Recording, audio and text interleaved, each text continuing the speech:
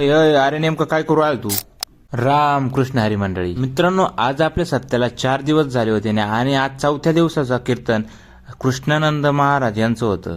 त्यासाठी आम्ही तयारी करत होतो भालदार आणि चोपदार बनण्याची. आवडतच होतो तेवढ्यात महाराज आले. मग महाराजांचं दर्शन वगैरे झालं. महाराजांनी आम्हाला बघितलं. भालदार चोपदार खूप छान दिसतात म्हणे. मग आम्ही आमचं आवरून घेतलं, मेकअप वगैरे करून घेतला मस्तपैकी. तेवढ्यात गावकरी आले, काही पुढारी लोक आले. आम्ही मस्तपैकी महाराजांचं दर्शन वगैरे घेतलं. दर्शन घेतल्यानंतर महाराजांसोबत थोड्या गप्पा गोष्टी मारल्या, कारण कीर्तनाची वेळ अजून झालेली नव्हती.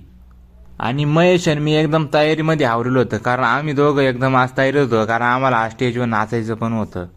आणि हे जे पिवळ्या ड्रेसवरती मुलं आहे ती त्यांच्या आश्रमामधली ना अनाथ मुलं आहे.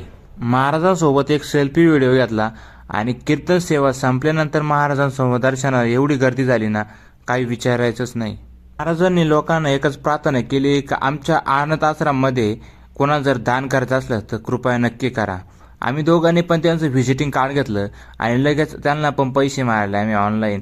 आणि खाली लोकांनी खूप पैसे गोळा केले होते त्या मुलांसाठी, जे अनाथ मुलं आहे त्यांच्या सांभाळण्यासाठी, त्यांच्या खर्च पाहण्यासाठी.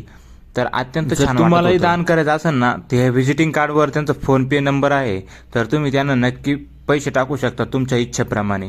तर आमचं तर कीर्तन वगैरे आवरल्यानंतर आम्ही आलो होतो जेवणासाठी, कारण आता आम्हाला भूक पण खूप लागली होती आणि आजचा स्वयंपाक पण खूप छान होता. त्यानंतर महाराजांना आपल्या घरी घेऊन आलो, कारण महाराजांसोबत फोटो काढायचे होते आणि त्यांचं जेवणाचा कार्यक्रम आपल्या इथं होता.